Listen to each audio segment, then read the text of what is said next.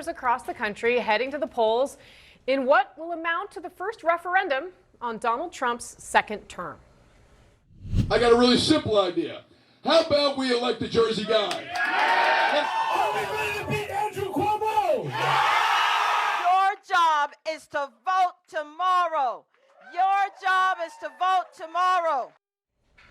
The energy in New York, New Jersey, Virginia, and beyond getting higher. President Trump is not on the ballot, but his agenda most definitely is. A new CNN poll finds most Americans are not happy with how things are going with Trump back in the White House.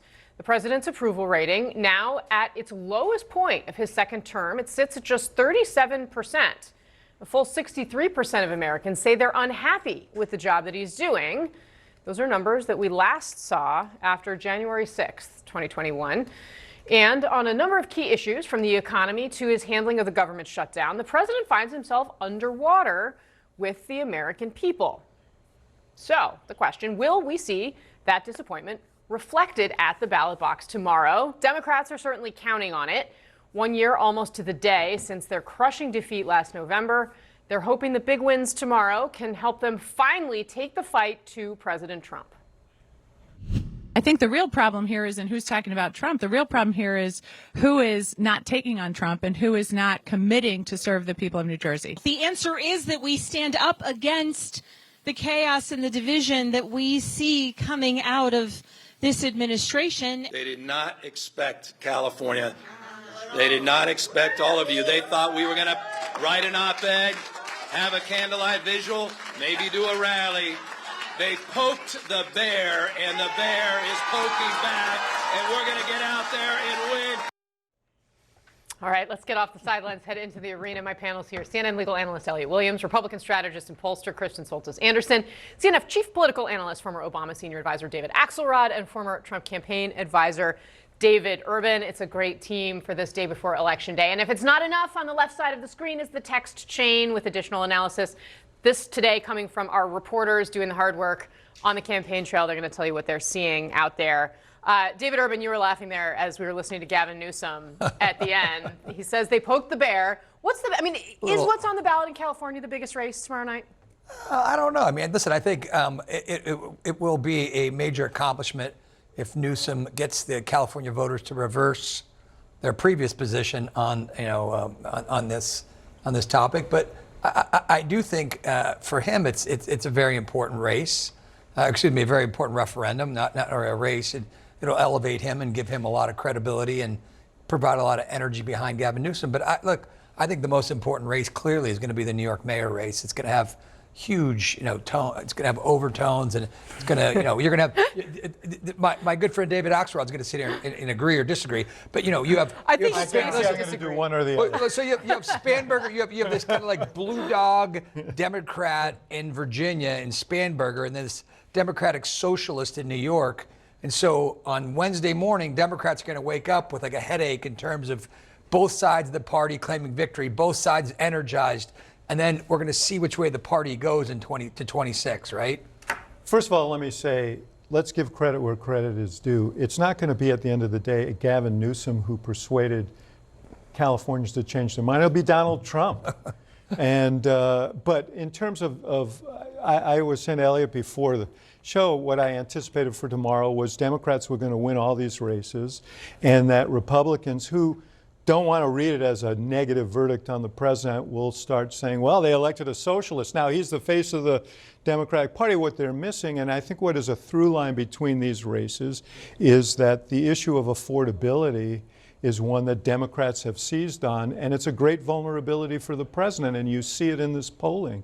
So to that degree, I think the Proposition 50 out there in California has tangible impacts for next year in terms of the midterm elections, but in terms of atmospherics, I think that is a message, the affordability message is the one to take away here. Yeah, well, let's look at what approval ratings have looked like in heading into past midterm elections.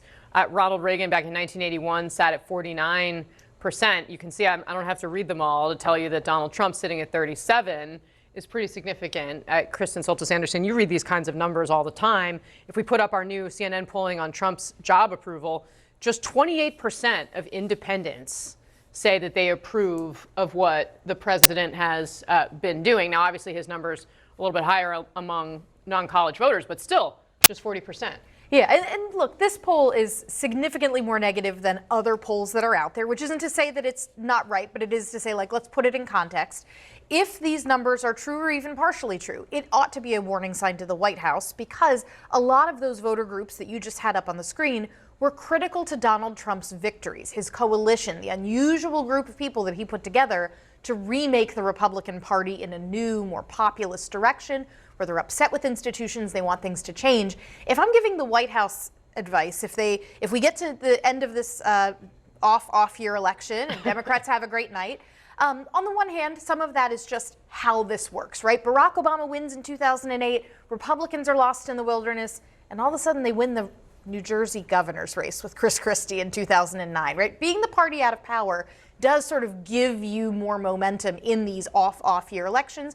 So it wouldn't surprise me if Democrats don't do pretty well. At the same time, those job approval numbers for Trump are bad enough and have dipped enough where I think this affordability question and this little bit of like, let them eat cake, we're doing a ballroom, we've got members of the administration taking private jets places. Like, I think that that's the kind of stuff that breaks through in a moment when people go, I have to start thinking about Christmas shopping for my kids, that I think the White House needs to pay a lot more attention to that issue. Yeah, and it's funny, David mentioned the conversation we had. I'll mention the conversation Kristen and I had right before we came out here, which is that the idea that parties who are in the wilderness often look for different ways and different paths forward. And we were talking about Republicans after Mitt Romney, and there's always a question of, do we tack to the middle or do we go to the base? Now, different people can win in different parts of the country, and the mere fact that both Zohran Mamdani is likely to win and Abigail Spanberger is likely to win doesn't mean that any one of them, I think, is the future face of the Democratic Party. It's just, it's a big country and a lot of different people win different races. Yeah, but also remember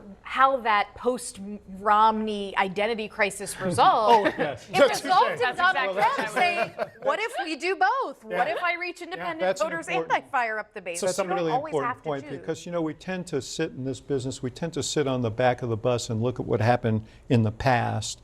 Which is a huge mistake often. Yeah, and it could be here as well. We're sitting here in 2025, trying to figure out what's going to happen in 2026 and 2028. 2026 is in view. 2028 is a long way off. And the candidate of the party is going to define the Democratic Party. And I can't tell you as I'm sitting here now who that person will be. Well, so I want to show a little bit of the campaigning that Zohran Mamdani did over the weekend, because obviously there's been all this conversation about his ideology, the way Republicans are going to attack him as a democratic socialist. But part of why he's taken off is simply the way that he is doing politics. And you could really see that. He hit the clubs over the weekend. Watch. Are we ready to beat Andrew Cuomo? Are we ready to win a city we can afford? Are we ready to make history?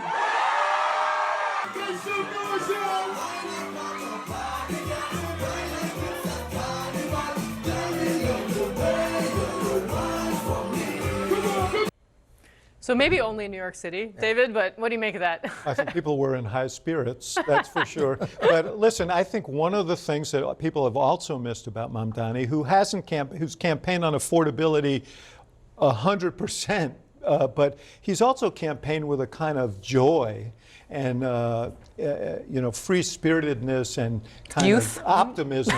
Youth, at a time when our politics are so angry and grinding, and I think that people have been attracted to that as well. It's good to be a happy warrior when everybody else is grumpy and angry. Yeah, look, those are great visuals. You got to question you've done this. How many people in that room are actually registered to vote and will vote? They make great videos, but the effect on the electorate may be minimal.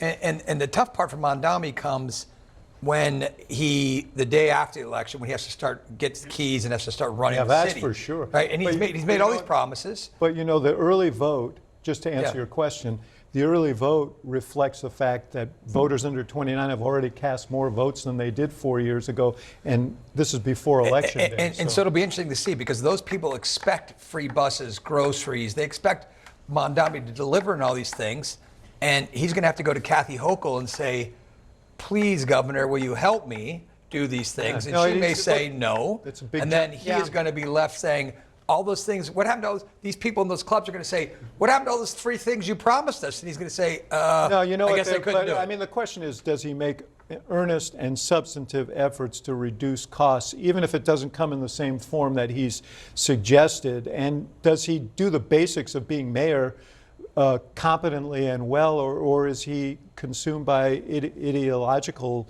items? And my read of him is that he wants to be a great mayor.